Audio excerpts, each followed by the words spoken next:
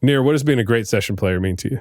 A great session player is a player, a musician who can adapt and serve the music, serve the song, serve the producer vision, the artist vision in every scenario. It's years of experience. Memorize scenarios, memorize your experience, and always be open-minded, because anything can happen, and there is always surprises of how people want to go about it. And becoming ready for those surprises that occur and being ready for every scenario requires a lot of education on a lot of different styles of music, and becoming a student of music. In the early days of your finding your passion for drums around 12 years old, where did you start to begin to develop that musical library? That's a good one. I think listening to a lot of music, first of all. And I gotta be honest, I don't have the time to listen as much as I used to as a 12 years old, as a teenager, you know. We don't get those 3-4 hours right now. I'm just listening to music. And that include every kind of music. That's A. B, as a musician, as a player, regardless if you're a drummer or a guitar player or a bass player, you start to analyze. And okay, why is it I love it so much? What is it? What's happening here? And this group of people playing this song or instrumental piece of music or whatever it is, that makes me want to listen to it over and over again. And that's another part of the process. And then next stage, you become more active as a player. You start playing with people. You start playing with people that are more experienced than you are. And you learn how to adapt, how to become part of the ensemble. It's not just, there is 2 stages, I always said. I mean, there is more than two stages. It's like being an individual, a young kid, and all you think is about your instrument. Just playing drums, you're so into it. This is, I cannot wait to play this drum fill that about to come up, right. In 4 bars. It's when you get to the stage when you step away from your instrument and you become more objective about it, relate to the music that you're playing. And how that instrument fits into the other instruments. Exactly. Right? It's a conversation. It's a togetherness. It's all about the chemistry and how those instruments create something that makes everybody feels good. Right. Makes you want to dance, makes you want to whatever. It got to become one unit. And this is part of the process, I believe, to any player growing up and understand, okay, there is your instrument, this is your world that you're so attached to, but at the same time, your world need to open up and become part of other people's worlds and notes and music, and how we're going to make it special together. I would say that's pretty much it. That was my process. When did looking at a career as a drummer become a thing that you recognized was a possibility? I was very lucky to play with older musicians than I am. I was always the baby in the band, working with a lot of guys, playing a lot of clubs, doing all those, early sessions in some really funky,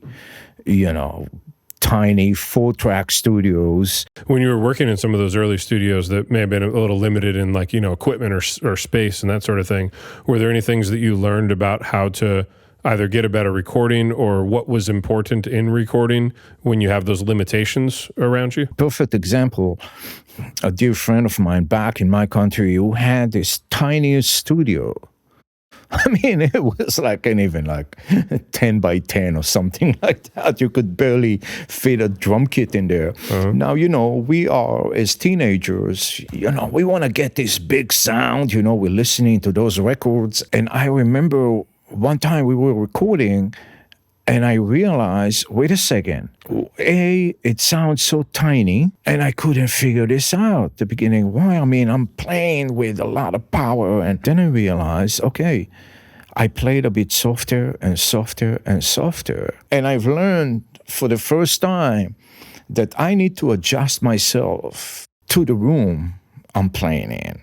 So you had developed quite an exceptional career in Israel and then made the decision to move to New York. When did you decide to move there, and what led you to go to New York? So it was the end of 92. There was a lot of live music still going on. You could literally go out every night and jam with great musicians from all over.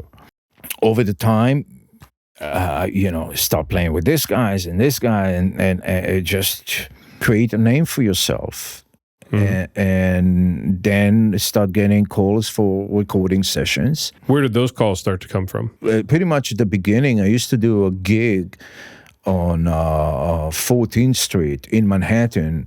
That was the time when the acid jazz was very popular in New York. And there were a bunch of great players. I'm talking incredible players.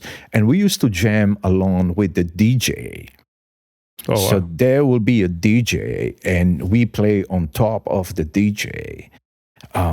So an example, the woman who was running this parties, if you want to call it, was every Tuesday night. She was the manager for Platinum Island recording studios in Manhattan. So she was the one, for example, who told the owner of the studio about this weird guy from Israel. Long story short, here you are, get a call. Hey, this is Richie Kessler. I'm calling from Platinum Island. Would like to book you for a session. I just built, I also had my own band for many years in New York. Many people don't know that, because my goal was to be in a band. And then I got a call to audition for Genesis. That happened very quickly. That happened like 97. And when they asked me to play on their record and go on the road with them, okay, I had to do it. Mm-hmm. But this all happened because of the New York City experience. Playing with so many great musicians and learned so much. So then what led you to move to Nashville? After Genesis and touring with different people and recording with different people. And during that time, around, I would say 2005, I got the first phone call from Nashville. That was Wally Wilson and Paul Woolley. They were producing a record, new artist on Warner or something. Luckily, I arrived here, never been to Nashville. I mean, I played here before, but, on a tour, in and out. But, And here I am in Nashville. That still the airport was the size of a library. I remember when I arrived here, it was like, oh my God, I love it. So quiet and laid back. Got to do this project. And luckily, I got to experience Nashville with some of the best musicians in town. Dan Dugmore was playing. Reggie Young, one of the all-time greatest guitar players, rest in peace. Glenn Wolfe on bass. I mean, incredible group of people.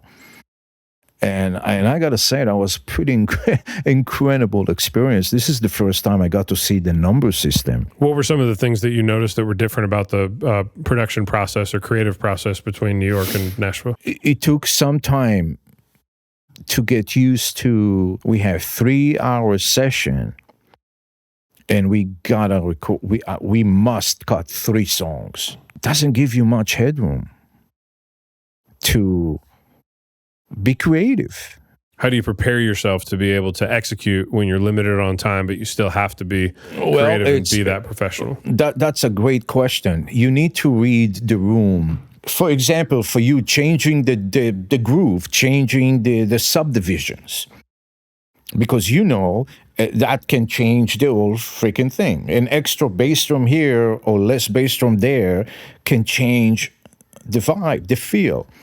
So it's a very quick decisions, reading everybody's mind and look at the clock and make this decision that should I go down this road or not? So when you think about your work in the studio, and we talk a lot about music and the connection between the different instruments, what are some of the things for you as a drummer that you're listening to on the first take through a song, or when you're listening to the work tape, that you're thinking about in the people that are in the other chairs? I'm listening to the vocals. When we play a song, this is the most important thing to me. You know, it's because it's a song. Because every song has a story. Some can be deeper than another. The vocals, the phrasing of the vocals, it's extremely important to me. What does the phrasing of the vocals inform in what you actually play? The actual phrasing of the vocal, we never really analyze that, but each singer has his own rhythm. Each one has his own rhythm. And that's the beauty of it. You know, 3 people can sing the same song, and you're going to get a complete different vibe and a different phrasing. Usually the phrasing of the singer really helps me to find my comfort zone in the groove. Where is it I'm playing it? As I'm sitting back on my head, I'm here or I'm there. So you would say that their phrasing impacts your feel? Absolutely. Gotcha. Does it impact the actual part that you play, like the pattern of the hi-hat or the? It can be. Always have this accent and this word that is singing in the chorus. Should I lift it with an extra kick drum over there, or accent on the hi-hat, or no, or maybe the other way around? I should leave it alone to give him the room. So the vocals stands out even more. Right. So again, that's the beauty of it. To me, it's just something that, okay, let's try it this way. Let's try it this way. Sometimes, you accent along with the singer can make it sound actually smaller and take away that coolness, if you like, of the singer phrasing. Right. We need to give that storyteller the space and know when to join it and when to step back. And again, it's a very individual approach. Each has his own. Somebody else might play it completely different, and it will be great. And this is also what I like about. Sometimes I do like to get ideas from people who don't really play the instrument because they don't think as a drummer. They literally don't think as a drummer. They don't think hey, if he plays X, Y, Z, it doesn't make sense. You cannot really play this extra accent over there. You know what I mean? It's but it can lead you to some cool ideas. Well, I can't do that really, but what I can do this. Yeah, I love hearing that perspective because I feel like it can be a tricky thing that you can get pulled into as a player, thinking about, well, I can't take advice from this person because they don't play my instrument, and how dare they tell me what my pattern should be, But you take it from a perspective of, well, maybe that could open up some new ideas. Oh, it took me years to take it. It took me some years. There is many scenarios because the same way I mentioned, it can be whatever. The guy who plays the steel guitar, who never played a drum set in his lifetime, throwing some idea, and it's like, wait a second, that can be cool. Let me find my way. And at the same time, and that's related to being a session player. Like you said, how can you be a great session player? It's where the producer, for example, asks you to play something that you don't feel it. You literally don't feel. You think in your mind, it's like, That's wrong. Just doesn't feel right. Years ago, I used to really struggle and argue. Now I'm saying to you and any other of my friends, well, if this is what he hears, this is what he hears. Even though you convince 100% it's wrong, you need to find the lane. You need to find this one tiny thing in his idea that you can relate to. And in real time, you need to make it your own. You need to find this one thing that makes you comfortable. Because if you don't, you won't be able to make it feel good. Technically, you can play it. Obviously, you can play it technically. But if you don't find that spot where you feel, okay, let me do it this way and I can relate. If I can relate, I can make it feel right. A feeling and connection is something that the phrases that you've used a lot, which makes me wonder how, outside of the musical connection to something, how do you get in some way emotionally connected to a song or a vocal or a melody or something? Is there any part of that you pull? Some players are very focused on their musicianship, and they don't necessarily need to embody the song or feel the story or feel like they're part of the character in the story or something in order to perform something that sounds good, But with you talking so much about feeling and connection, I wonder how it's all about that applies to you. It's not, English is not my first language and happened before. And you know what? We need to separate it. I mean, when you play a song, when it's, let's take an example. We'll do something more like a country pop song, okay? Friday night party kind of song. Mm-hmm. Okay, so the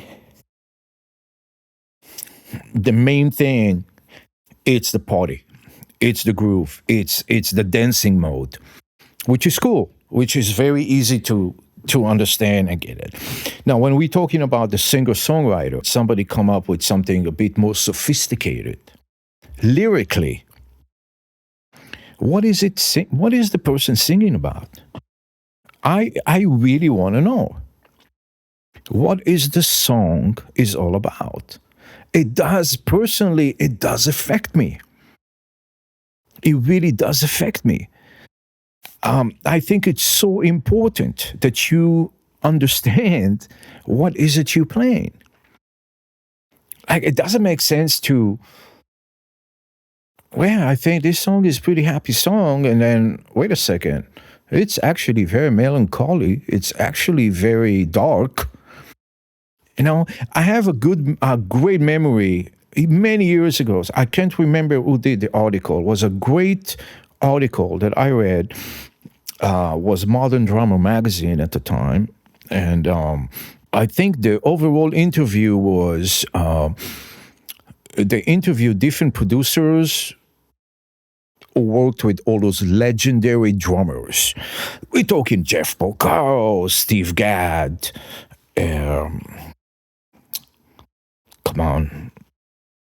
Jim Keltner, and there was a producer, whoever it was, a legendary producer, who was talking about the feelings when you play your instrument.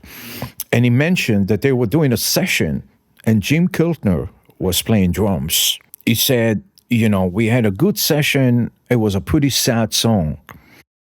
He said, and I was the first one to show up in the studio the day after. He goes, and the first thing I always do, I start putting the fader ups. And the first thing I do, I put the drum faders up.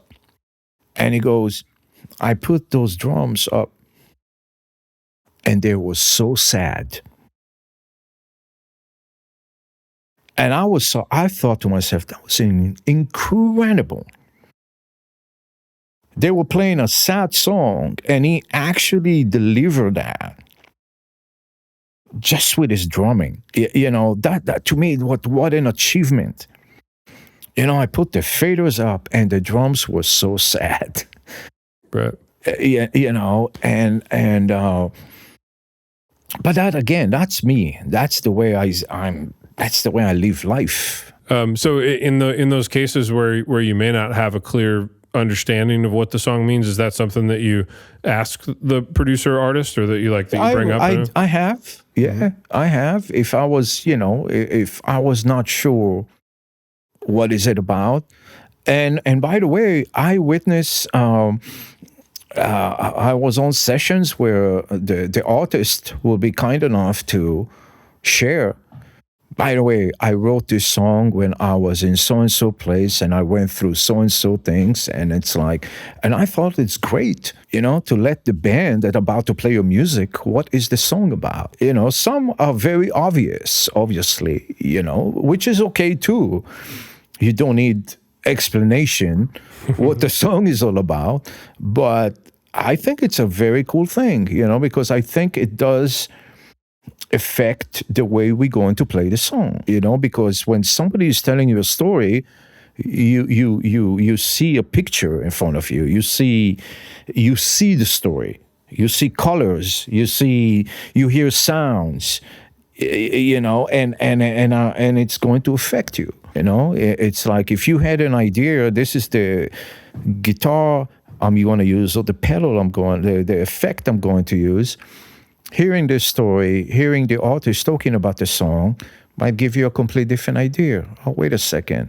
Let me press this pedal and grab this guitar. And that's the beauty of it. So like many session musicians over the past, I'd say, decade or more, you've transitioned into recording from home as well as recording in the studio. Yes, sir. With players. How long have you been doing that, and what inspired that process? I actually, longer than you think. I've been doing this for many years, and I never had any desire to become an engineer.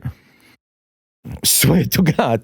There's something that, and after the birth of my second child, I did it before, but this is when, I didn't feel like I want to go on the road too much. And I was on the road, Also, I didn't want to be, I wanted to be my own boss. I didn't want to be depending on other person to record me in my studio, and as this is it's a learning process. And I was extremely lucky that back in New York, got to work with some incredible engineers who told me a lot. They told me a great deal. One of them is Nir Z, Mr. Power Station. He's one of the, when we're talking about Bob Clearmountain and Nir Z, we're talking the same, listen to Brothers in Arms of Dire Straits to this day. This is Neil. And Neil and I did all the Superior drummer, Easy drummer, all that stuff. I did all the samples, and Neil recorded me. And he's one of the guys who taught me so much. All of a sudden, it was just a click. I fell in love with the process, Right now, I'm in a point where I love even, having a drummer in my studio playing, and I just love experimenting with the miking and, just became another addiction. And and that's A. And B, I wanted to give myself the freedom to be able to, if anyone calls me from anywhere, can send me the files. And I trained myself for a long time to record myself. This side of the process takes longer than the actual playing, but I came to enjoy it and have fun with it. What have you learned about dealing with remote? When you're working remotely, you have to be the engineer and the musician. You're relying on your equipment, and you have all kinds of different clients that are asking for a variety of different sounds. Yeah. How have you set up your studio to be able to be versatile in that way? People have different visions and taste as far as recording drums, especially such a complex instrument to record. I end up building my setup over the years where I would like to think that cover pretty much every sound that you would like to achieve. So a part of the actual drum sets that I change relate to the music and the producer approach. First, I always ask to send me some any links, any examples. Even something that it's a very different song, but hey, sonically, this is my vision. This is what I'm going for. Mm-hmm. So I will try, first of all, to get it from the source, get it from the drums, and then I just record a lot of microphones. Get the telephone cans left and right, 260Bs, great tube pencil microphones. Mm-hmm. And there is a stereo ribbon mic in the center that changes the drum sound extremely between the two, or you can use both of them. It will be 3 pairs of room microphones. There will be 3 bass drum microphones, and on and on and on and on and on. The reason I do it, again, just to not have to rebuild the sound over and over again. Mm-hmm. You can use all, you can use some of it, you can, and I always make notes. I always write back to the producer, this what's going on. Don't get nervous. It does happen when I deal with younger producers. I call it the virtual instruments generation. Because they're used to it, right? And they put all the faders up. I'm like, but you do not need to put all those faders up. There is no need for 21 microphones be up there playing at the same time. Mm-hmm. Because putting 21 microphones at the same time in absolute phase, it's almost mission impossible. Right. Maybe there is some genius out there who can do that, but so this is pretty much how I do it. So you like to give people those variety of options through having those microphone options already there, and then that way they can kind of choose between them. Absolutely. And the idea of getting sonic references, I think, is incredible, because then you have I do that with artists that I'm working with, or if someone sends me a project to mix, try to get, because music is so subjective, and how we describe sound is very subjective. So when one person says vintage, that means one thing to one person and something completely different to somebody else. To this day, all these years we've been doing this, it does blows my mind. Even just the instrument, like I'm not even touching the microphones, just to hear it back. Played a drum set from the 60s, move those drums away and put a modern hi-fi drum set, literally not touching the mic, play the same beat, play the same thing. It's night and day. Mm-hmm. That's before we even start tweaking microphones and so a producer will send me any reference. It really helps me a great deal, because like you said, it's so subjective. Okay, it could have a really deep snare on this song, or you know what, you can actually have a really kind of ringy, high-pitched snare. It will change the song completely. So once you have the tracks laid down, do you do any specific type of like preparation, or do you have any process for keeping your tracks organized and being able to recall things, as far as like making your process working from home more efficient? Yeah. I take, another thing to relate it to that, I always ask the producer, and most time people do that, I always ask, can you please send me a stems of the drums you use to create the playback? Even if it's, any of the virtual drum stuff, mm-hmm. just so I can hear what you played with. I will take his performance and perform that live. Tiny different interpretations here and there, make it a bit more human, because it's mm-hmm. human. Second take will be what I call my interpretation of what he created, and things that I think might be cool. And sometimes will be the third playlist, where I'll stretch a little bit even more. Even if I gave you something really cool happened on the bridge, that you can grab from the third.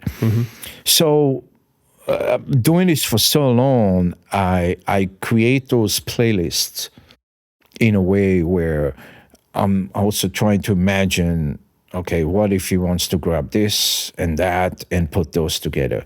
Most likely, it will be very easy for you to do, to comp between. Some would say, hey, man, I love take two.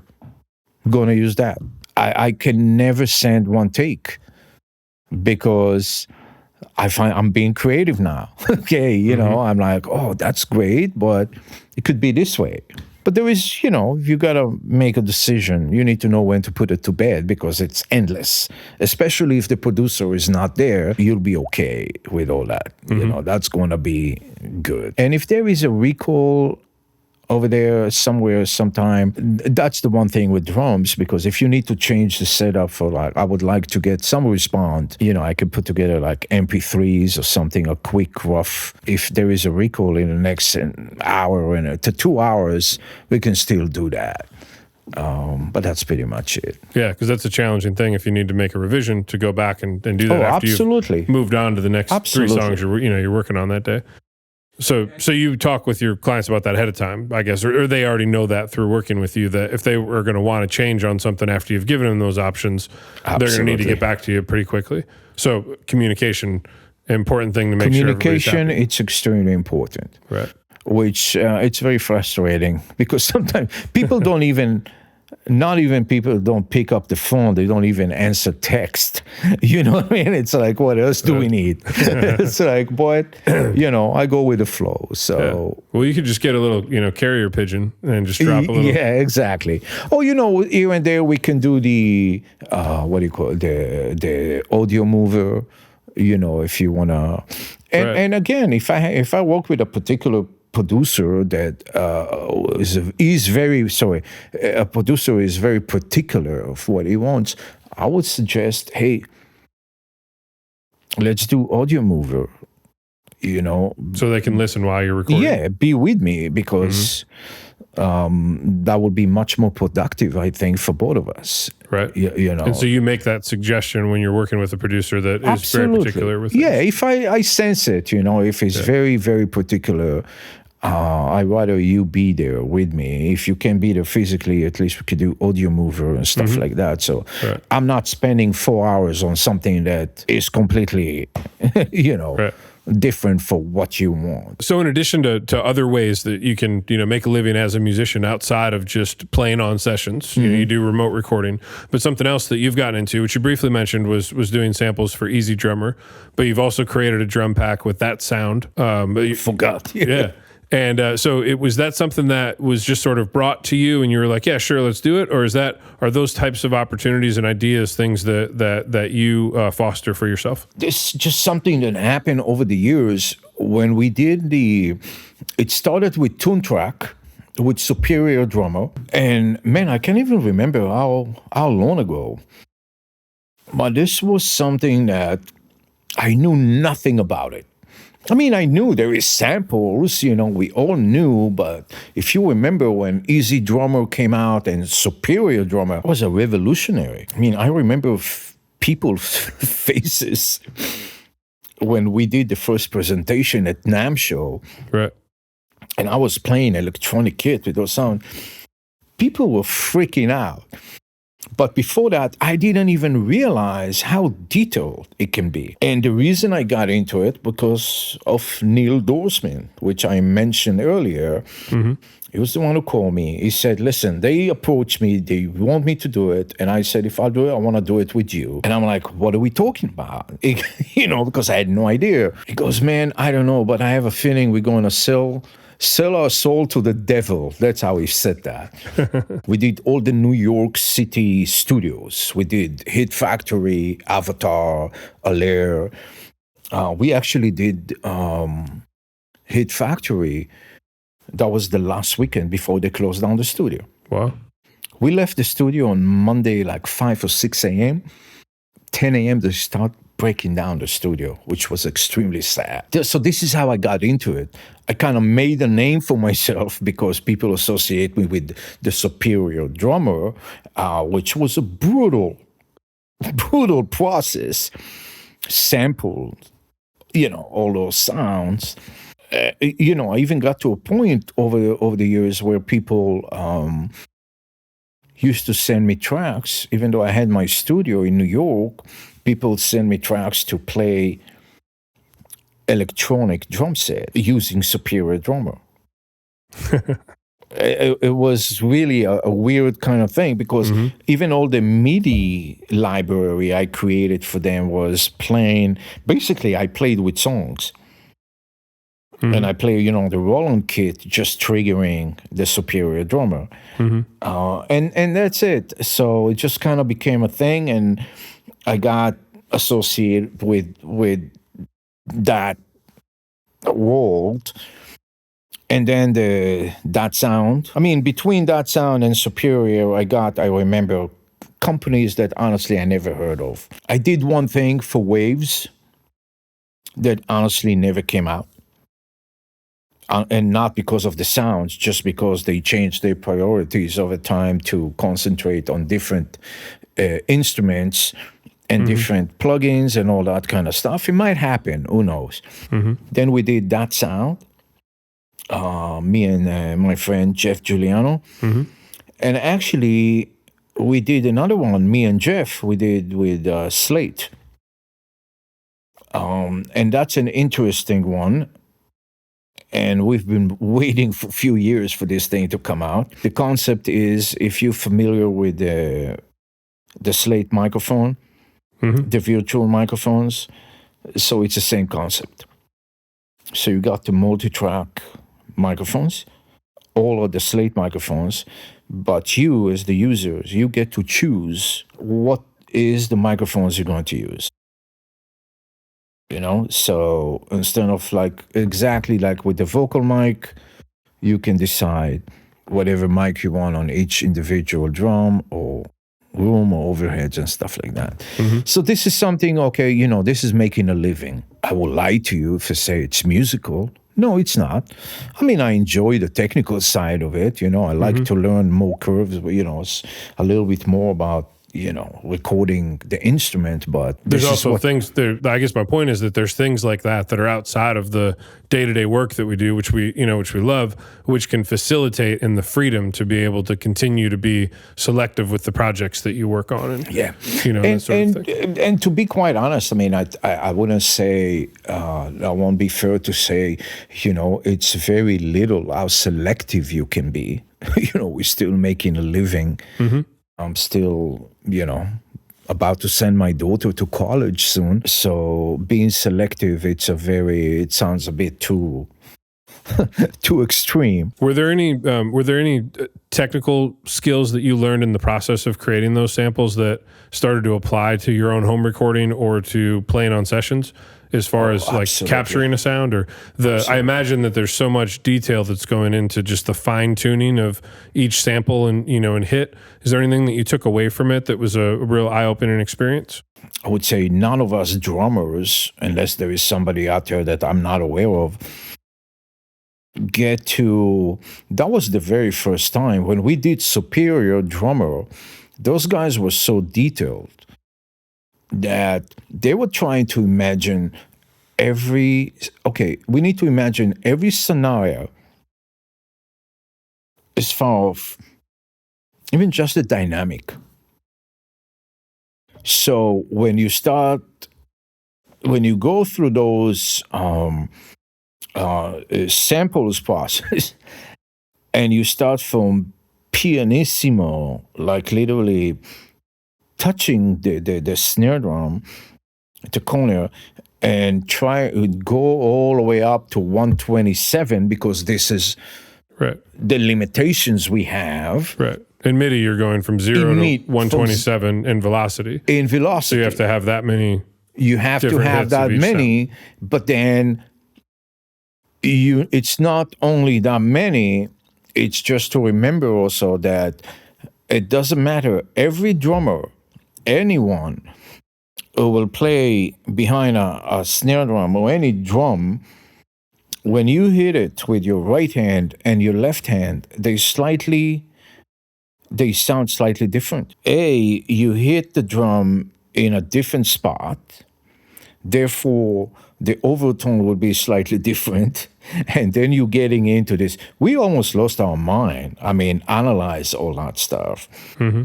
And the reason was just because we wanted to create something that would sound very real.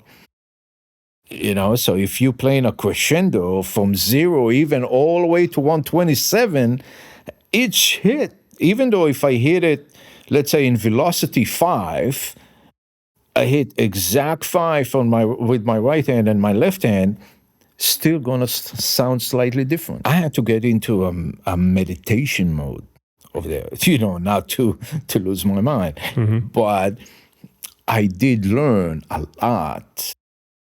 Answer your question about the recording process. Because when you listen back to all these things, you really get to listen to different velocities that you don't really pay attention when you play your instrument on a session. It's like, wait a second, when I hit it over here in this particular velocity, it sounds so beautiful. It sounds so round and it sounds so beautiful. Versus,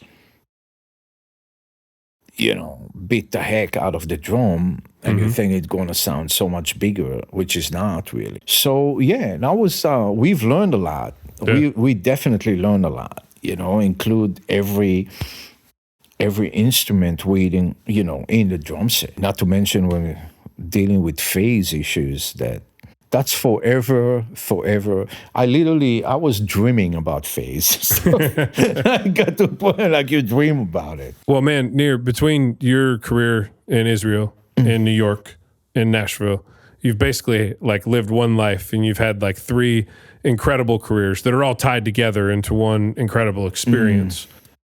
For someone that's out there that's trying to find a way to be able to live their passion and do this for a living every day, is there something that you feel like you could take away from your experiences that would help to maybe inform like what results in longevity in this industry? Well, I got to be honest, I got to be careful with the answer.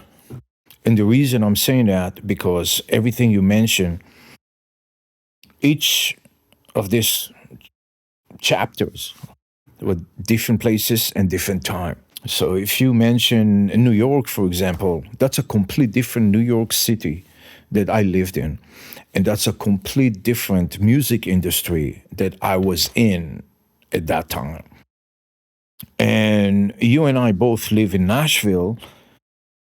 And in the last 10 years, we both witnessed the changes. And this is the reason that I need to be very correct with the answer.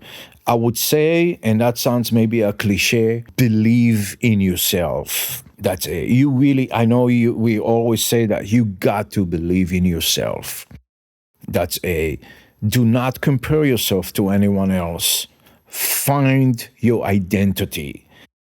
Your identity. What is your voice? Because if you do have a voice, there is a place for you, always. And this is a fine line there. It's not about just like, hey, I can do what he does, but you need to bring your own voice into it. Your own persona. For better or worse, you're not going to please everyone. And you're probably not going to please yourself all the time. And that's okay. Once you accept that, this is part of the process. Because it's endless. So you really need to find your voice and your signature. Make sure when you play your instrument, I think one of you goes, will know it's you playing this instrument. How can you bring something that has a signature? Like when you play a drum fill, oh, okay, this is him. And be patient. Because it takes time to develop. Simple as that. Right. And not. Man, thank you so much for doing this. Yeah, man. It was a pleasure to be able to chat with you. Thank you for having me. Absolutely.